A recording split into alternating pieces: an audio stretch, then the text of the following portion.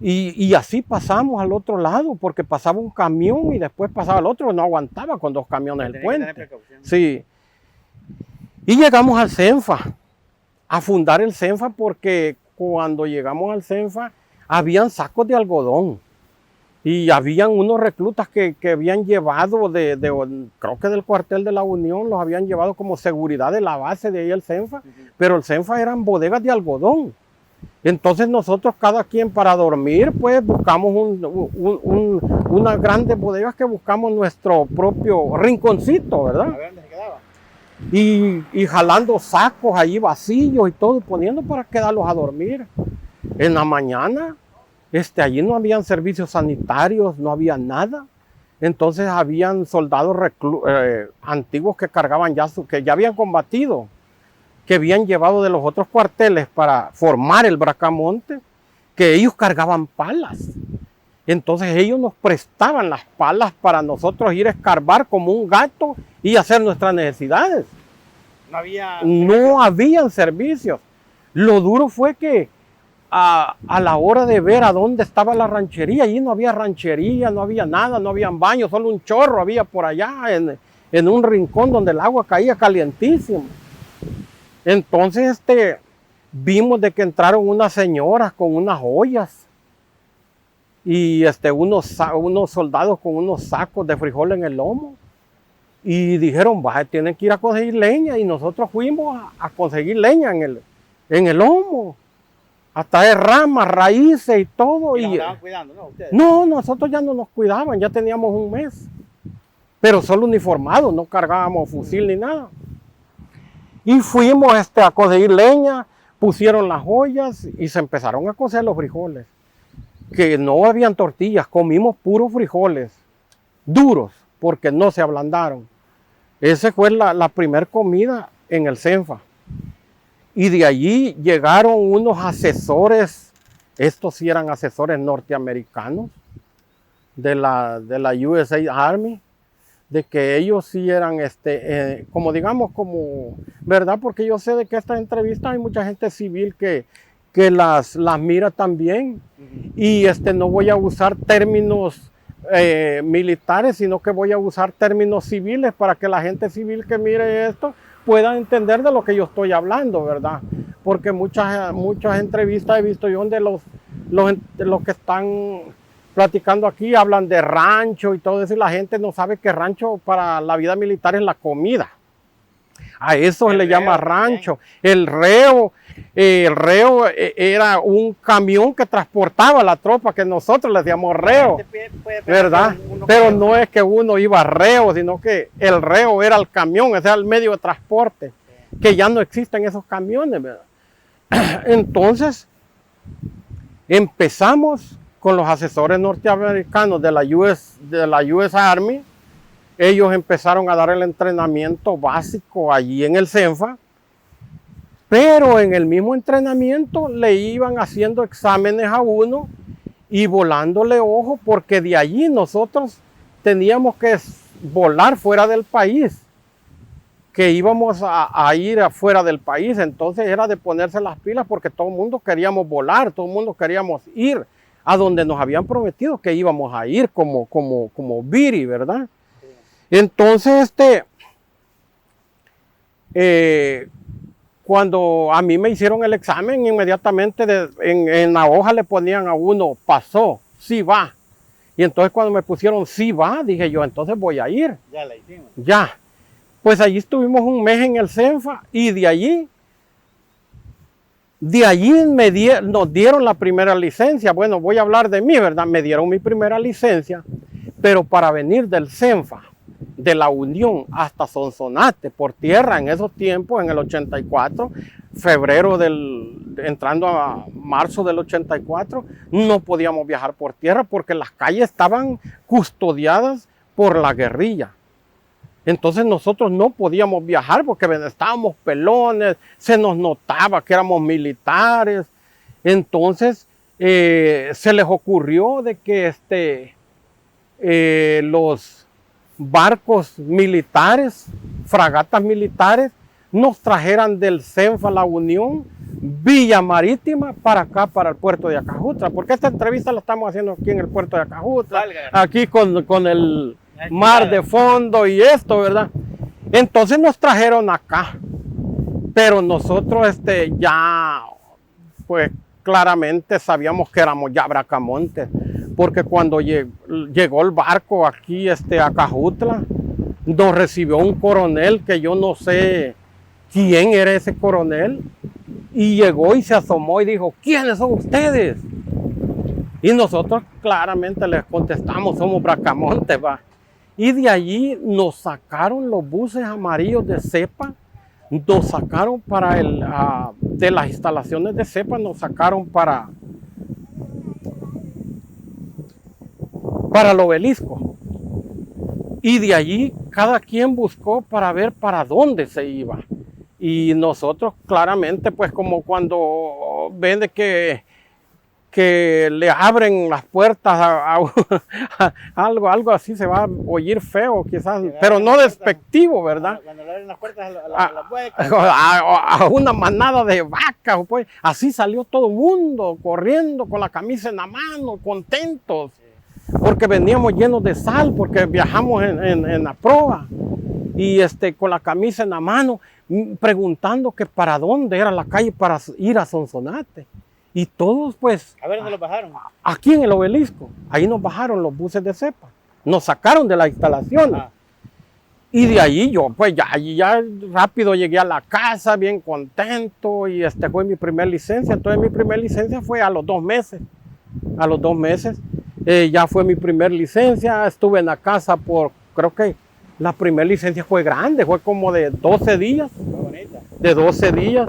Estuve en la casa y de ahí cuando nos presentamos, ya no nos presentamos al CENFA, ya no regresamos.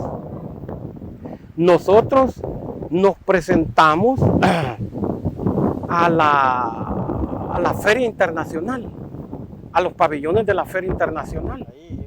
Allí llegamos y allí estaba ya nuestro equipo, esperándonos que nosotros nos uniformamos, nos equipamos y de allí nos llevaron los camiones a las instalaciones de la Fuerza Aérea. Y dijeron, ustedes van a volar ahorita. Ya estaban los aviones, los DC-7, no sé, como DC-6, creo que llamaban un avión colepato, ¿verdad? Pero no eran de aquí, eran de la US Army. ¿Colepato? Sí, los que nos iban a llevar. Pero a todo esto, nosotros no sabíamos nada. Nosotros no nos decían nada para que no se pudiera colar esa información, era algo confidencial, ¿no? ¿Verdad? Entonces, para que nosotros no, ve que uno le dice en vez de, mire mamá, voy para tal lugar y todo eso, entonces nosotros siempre andábamos a oscuras, a tientas, sin saber para dónde iba. Cuando dijo el soldado que nos recibió ahí en la pluma de la Fuerza Aérea, dijo, ustedes van a volar, dijo, y voy oyendo yo el avión y voy viendo que ya estaba listo.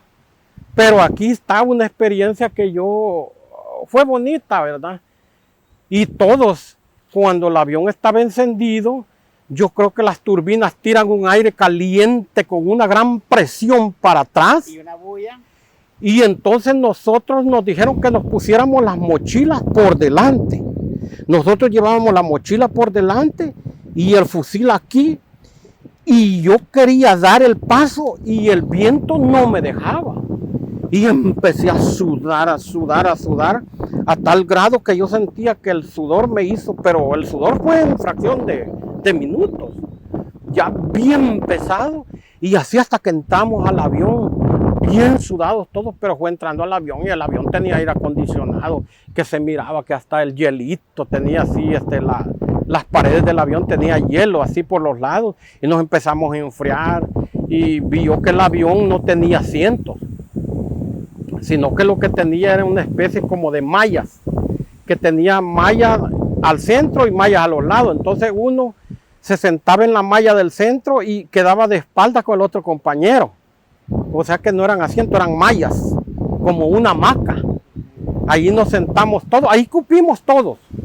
No sabíamos para dónde íbamos. Creo que eso fue como a las 4 de la madrugada. en todo ese proceso. Cuando se levantó el avión, digamos que eran las 5 de la mañana, pero todavía estaba oscuro. Todavía estaba oscuro. Y el avión se empezó a ir. Y cuando yo, pues, me asomé por la ventana para ver, voy viendo que estábamos volando sobre el mar. Me imagino yo que sobre el Atlántico, ¿verdad? El avión llegó al mar y después agarró por toda la orilla, por toda la orilla del mar, pero bastante. Cuando se empezó a oír que el avión empezó a tronar, una gran tronadera, que todo se movía. Y no, ya estábamos aterrizando a la orilla del mar, estaba la pista. Cuando aterrizó el avión, vi yo que entró un montón de niños así, morenitos ayudándonos. ¿A qué les ayudamos? ¿Qué les ayudamos? A cargar lo que nosotros llevábamos. Y entonces yo me acuerdo que en esa ocasión yo llevaba las bolsas del pantalón Ranger así, con comida, con latas, y eso les dábamos a los niños. Y habían unos niños ahí con unos tamborcitos, que uno lo tocaba el tamborcito, y ellos bailaban. Y yo decía, ¿dónde estaremos? ¿Estaremos en África o dónde? Morenito. Y no, estábamos en Honduras.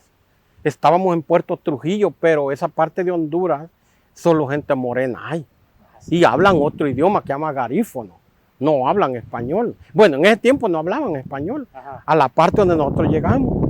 Cuando llegamos al CENFA, no, él se llama el CREN. Centro de Entrenamiento Militar. El CREN. El CREN estaba en el Valle de Dereza, se llamaba donde estaban las instalaciones. Valle de Dereza, pero eran las montañas del Silín. Las montañas del Silín. Y se llamaba Puerto Trujillo. O sea, el Valle de Dereza, el Silín, Puerto Trujillo. O sea que le estoy dando especificaciones por si hay algún hondureño que sepa de dónde yo estoy hablando. Y cerquita de esas instalaciones, cuando nosotros íbamos a correr en la mañana, que agarrábamos el rumbo al West estaba Puerto Trujillo, pasábamos por unos racers. Los racers no se llaman Heiser o racer, algo así, que son donde sale agua caliente. Tipo soles. Salía agua caliente a la orilla de la calle. Y de ahí nos regresábamos. Y estábamos en esas instalaciones que también las estaban en ese momento, las estaban construyendo. Eran unas barracas pues, que estaban haciendo de madera, que en cada barraca de madera cabíamos una sección de 20 soldados, con unas camas individuales, todo bien bonito, bien higiénico, bien aseado, bien cuidado. Fue unas instalaciones, no, estábamos bien, pero estábamos como en medio de un pantano. Porque las casas, las casitas esas que nosotros le llamábamos barracas eran de madera, pero estaban en lo alto. Y en la madrugada yo podía ver que así por las hendiduras de las maderas que llegaban los puercos de monte a andar merodeando ahí. Y fue la primera vez que yo los miré y fue la primera vez que también yo oí gritar, porque gritan bien feo los monos. Había muchos monos que cuando sentían olor a comida llegaban cerca de las instalaciones a gritar, pero duro. Esos monkeys que son como al porte de una persona. Sí, son unos monos bien grandotes. Y ahí me van a disculpar que en veces, vaya, por ejemplo, ahorita dije monkeys, porque yo más de la mitad de mi vida yo viví en Estados Unidos. Más de 30. Ajá. Entonces, por ende se me... 40 años. Sí, por ende, pues... Yo hablo, no, pero es que yo hablo el inglés como hablar español. Hablo bien el idioma, ¿verdad? Entonces por eso que en veces me salen palabritas que, en veces yo sé que hay palabras que yo las sé en inglés, pero no las sé en español. Bien curioso.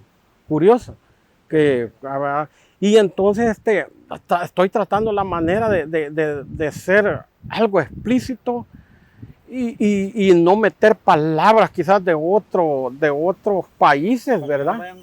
para no confundirlo, sino que estoy tratando de adecuar el léxico salvadoreño, ¿verdad? Pero es como les digo, el léxico salvadoreño, pero yo sé que este video se va a ver quizás, digamos, en todo el mundo, de que se habla español. Y entonces, pues yo creo de que fue una inquietud de que yo se la voy a sugerir a él, que si yo puedo hacer también unas entrevistas en inglés, por si hay alguien que hable inglés, yo puedo decirlo en inglés y traducirlo al español y hacerlo así, ¿verdad?